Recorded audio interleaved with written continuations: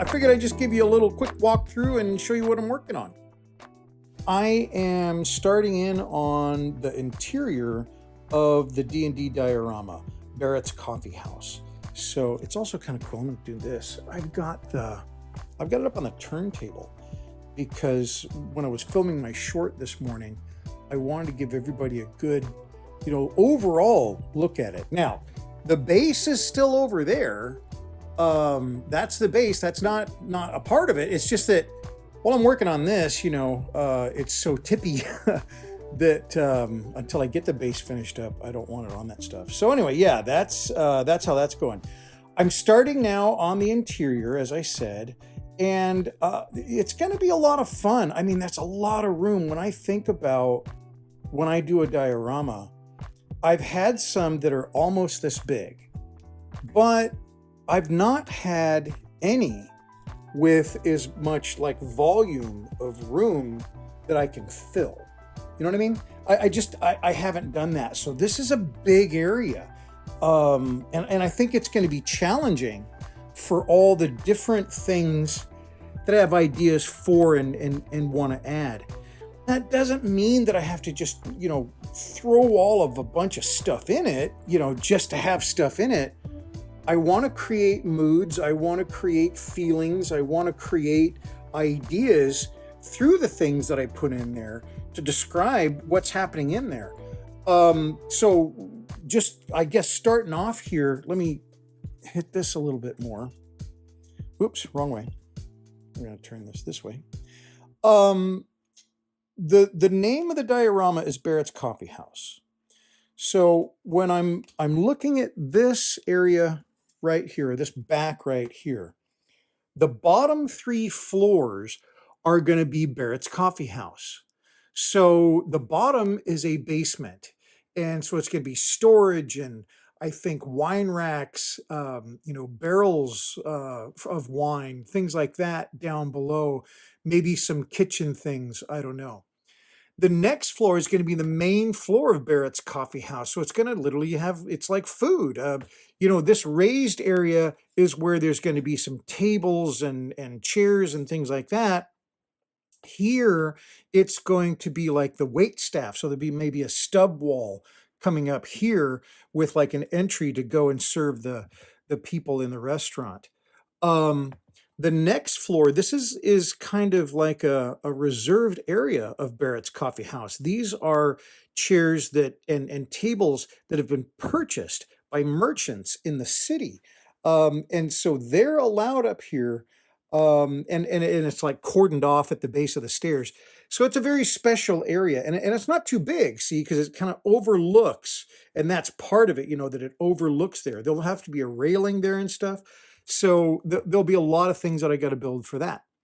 And I think tables and chairs is going to be challenging for the simple reason that you're going to want them to all look pretty much the same, right? I mean, they should be built in period. I don't know if I'll have benches and things like that, but because it's just not a lot of room, but I think little chairs are going to be really difficult to build. I've done them before, but they take a lot of work. So anyway, that's going to be a lot of fun. Up here, I don't have a full idea for, but I have an idea. So what I'm thinking is in the storyline that I'm following from Raymond Feist, this Barrett's Coffee House is kind of the start of Wall Street.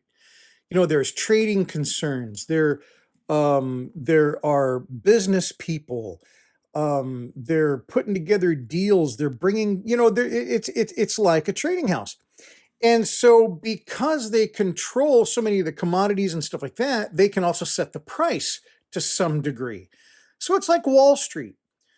So that means that up here in this top floor, this nondescript top floor, I might have bankers, not necessarily bankers, maybe accountants, with like tall standing desks and things like that.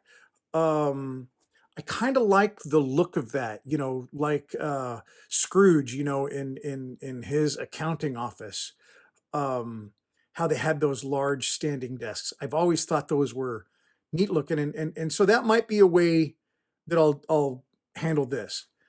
The pass through. So again in the story, got to go the other way. Again in the story from Raymond Feist, and I've said this so many times, it's not funny. If you haven't heard of Raymond Feist, if you haven't read any of his books, please do. I really enjoy him. I mean, you may not like what I like to read at all, but if you do like fantasy stories, if you do like, like wizards and dragons and battles and medieval times and that kind of thing, that's what the story is, plus aliens. So you gotta check it out. Anyway, so in that storyline, there is a person that is called the Upright Man. And the Upright Man is kind of like the mob boss of the entire city. And so he controls the underbelly of the city. Well, nobody knows who he is. Nobody knows his name. Nobody knows his face, but maybe two people. And so if I block this side of it off with a wall, possibly a door, then this side of it with a wall. And I'm going to do that, the two walls. How I'm entering it and stuff like that, that's fine. But that would make this kind of a private office. And it's right next to, all the money, saying that he's in on the money, all of the, wealth and bankers and business people, blah, blah, blah. And then over in this warehouse, this leads down to an oubliette down here. So that's the warehouse building.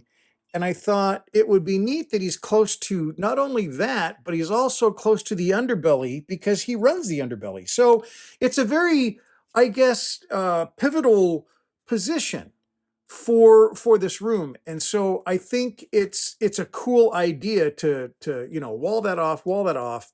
There'll be like a desk in here, a couple of chairs, very simple, but that's basically his office. And I think that's what that is going to be for him. Over here, this is the top floor of the warehouse. This is a warehouse. I'm thinking about in this wall, maybe it's paneled or something like that, but there's a secret doorway or passage to get into the warehouse so that he can, get out if for some reason somebody comes in through here. If over here I've got a door, I don't know if I just want a door. You know what I mean? I have enough room in here to build walls and things like that, and other construction, stub walls, you name it, But how do I want to manage the movement through there? I'm kind of battling something here. What I'm doing is I'm working not only with building a diorama, which I'm hugely familiar with, but also trying to figure out making it so that it's not static. You know what I mean? I can move the things that are in it. Some things, the walls obviously are going to be set, but the things inside of it are going to be static so that you can rearrange things if you're playing a game and have a different story. So that's just one of the things that I find challenging as I'm trying to figure out what's going to go in these rooms. I need to also keep in mind that this whole diorama is meant to be played actively with multiple people, sitting in the middle of a table or whatever. And you're physically playing with your figures and moving through this. So it's just, it's just a different way of thinking about how I build. And so that means I'm going to have to just think a little bit differently of what I build. So anyway, so that's what that floor is going to be. So possibly some bankers and desks and stuff like that. Wall there, the Upright Man's office, getaway, and warehouse stuff. So let's talk about the warehouse. I got to get this thing to turn. Whoop, other way. So the warehouse, I haven't done floors here because I'm not exactly sure what to do. I need some way to move in this room. And this other, Barrett's Coffee House, I didn't really show transitions from floor to floor so much, except for in the main restaurant in the bottom. I've got, those stairs there. But I chose not to do that here because I wanted trap doors. I wanted secret things. I wanted ladders. So I'm still working on how to do that. Though this floor is here, it doesn't mean that it's going to stay solid. I may cut through that and then have something down here. I don't know. But this has a lot of potential. The fact that these are here, they're only defining where the building continues this way toward me. That's not the edge of the building. There's going to be no wall there. So you just have to, imagine it's a cutaway. So down here we have the oubliette that, it's over there with the rest of the diorama base. But this is the entrance to the oubliette.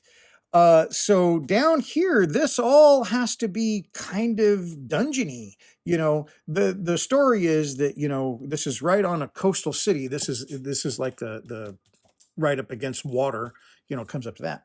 But this is part of the original keep. That's why there's an oubliette here, because this is solid rock. And then in the base right over there, it goes down into more solid rock, and the very bottom level is like an ancient temple. So anyway, that's why these things are here. So above that, I have a door, and that's like a loading bay door. So here definitely has to have a floor, but again, how do we get to the oubliette? So there might be a trap door right there, and it's just big enough to be able to do it. And then this room, undefined. It's still part of the warehouse, but what? So I don't want just barren rooms in this. I really do want, things in everything. That's how I do my dioramas. I like to build up and put details in every little facet of it so that, it's engaging and interesting. When you're playing it or when it's just sitting there, I want it to be something that you want to look at. It calls you forward to look at it. Okay, so let's look at the attic space. So the attic space is just going to be basically that. It's just attic space. But in the storyline that I'm pulling most of this information from, the upright man has a bunch of street urchin children that work for him, right? You've heard about that in Star Wars and stuff like that. Well, this is, predates that quite a bit. But what happens, or what we're going to have here is I want up here in the attics just stuff you would have in an attic. Specifically things, with sheets draped over them, so you don't actually know what they are, but there's a sheet draped over it, and it looks like a cabinet or something like that. So there's going to be that. But there's also going to be a place where somebody is up here and they're spying on what's going down below. I don't know if he'll be spying into the upright man's office, but it's possible. But I want this to look like just an attic, not improved. There'll be like boards going across here so you can move easily and stuff like that. There'll be some stuff stored up here, but I really want it so that it looks like somebody can come up here and spy on people down below. That's really what I'm going to reserve the attic for. So I will build things for it, but and certainly even walls between here and here. I'll do some stuff with funky passages and stuff like that. But I want this to be possibly a hideout or a gathering place for some of those, young thieves. Maybe that, maybe even a gathering spot for them. But really, it's meant to spy on these. So that's what I'm planning for the attic. Okay, so I think we might be coming to the end of this. Let's take this around and we'll look at the front and talk about that real quick, because there's still a fair amount that I have to do with the front. Outside, what has to happen? Well, okay, there we go. So out here, there's still a lot of stuff going on. I've got to build a drain for that. And the reason that I made that so prominent is I want to introduce into the storyline, because there's a sewer system that goes underneath it. That's part of the base we keep looking at. But I want this to be a place where it's possible to hear conversations down below. It's literally like for intel, gathering intelligence. You can listen to people and stuff like that. You could also drop something down there like fire. I mean, whatever. But there's, there is a purpose that that drain is there. The next thing is this wall that goes, all around the base of Barrett's. I have to make that into stone. So that has to be carved and then carved into stone. Um, right here, these were created when I redid the front end here. So these odd little spaces, I'm going to fill those with some cut pink foam that I like tumbled into stones. They look like cut stones. So I'm going to build those up, because a lot of these things were bricked up, not just the wattle and daub. So you could use stone or brick in here too. So I think that'll be a nice entryway for Barrett's. I also need to make panels up here, and I think that'll help a lot too, because these white panels, the wattle and daub that I'm using here, I'm using just faux pink foam to do it. That helps define the window. The window doesn't look as good without the white around it. So having that white up here in these spaces that were newly created, that's going to help them quite a bit. Here, I think it's okay. They're big enough windows that they work well, but down here, that's going to enhance those windows quite a bit. The entranceway further needs work here, and that is, look how high it is from the walk here. I need to build up. I was thinking maybe wood, but I think stone is the way to do it. I can use those same stones to build steps up here, and then a level spot all the way around the corner. And then here, there'll be just a couple of steps back down to the sidewalk. I think that's a very normal thing that a company would do or a business would do, building in a town that with so much pre-existing stuff, that isn't too far out of the norm. So all this will be rock, and then you'll see, I'm not trying to make it blend in so much to the base. I want it to look like it's been, built well, but built afterwards. I also think it would be neat to have it so that there are openings underneath it. They'd be small, but when I've got stone, it's like stone up to here and then steps down to there. And then if I can, I don't know, little arched stoneways underneath it. We'll see about that. It might just be too small.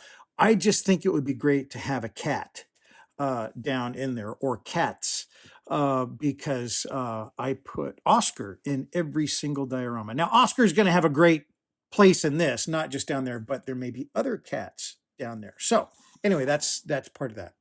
Let's turn this a little bit more, because there's more to see on, that's Barrett's, but now we're going to see what I'm going to do on the warehouse side. So here, this is the same kind of a scenario. I've built a nice door here, and that's a warehouse door, and that's what this is. I have a model kit that I've purchased before, where I've used it in a model or in a diorama in Narvik, that this is just like the perfect height for unloading a cart. So I'm going to have a horse team and a cart here. Now, this is something that I've worked a lot on, and that is, what's the scale here? The scale really got out of hand real quickly, but I'm still basing elements off of that guy. That's a big warehouse door. That's a very small guy, so that's a 1/35th scale character. And when I'm looking at the D&D figures and trying to figure out, how to fit, who I'm going to fit in here, and all that goes with it, it's just a compromise I had to make. the issue with scale is I had so many different scales from all the different D&D characters, from, very tall, slender wizards and elves, to goblins, which would be bigger than this door and wider than this door, to very short dwarves that were maybe this tall. So for me, because I work in 135th, this I'm kind of considering this guy an elf, or I'm sorry, a dwarf size. He's not quite as small as the dwarves. He's not as big as the elves. I mean, an elf figure can be up to here. This is kind of an elf door, if you will. This is the dwarven door. Yeah, it's just it's something that I've had to just try to build what looks good. My friend John said, just hyper detail the thing and it'll be okay. And he's right. I mean, honestly, he's very, very correct. But I'm just consistently going to have this conversation about scale because of it. And it's just, I think that what I initially thought was, when I'm trying to figure out how big to make each floor, I literally thought of going in and grabbing your hand, or with your hand, and grabbing and moving your figures. That was the thought, and I thought, that's about it. That's going to give me the ability to get in there and grab and move my figures. So that was kind of the thinking. I didn't want it to be clumsy. I didn't want somebody to go in there and then, you know, bonk or tip it over or something like that. So that was part of the decision to go with the scale. When I see figures, I don't necessarily see figures in 35th scale. I see figures that fit this, but I don't have any figures really that I can utilize that are proper scale to this whole thing. So anyway, I guess that's it. I just wanted to kind of, go over this, talk about it a little bit, and show you where it's going. So anyway, thank you very much. I hope you are having a wonderful day. And yeah, I'll show you more when I got it. We'll see ya.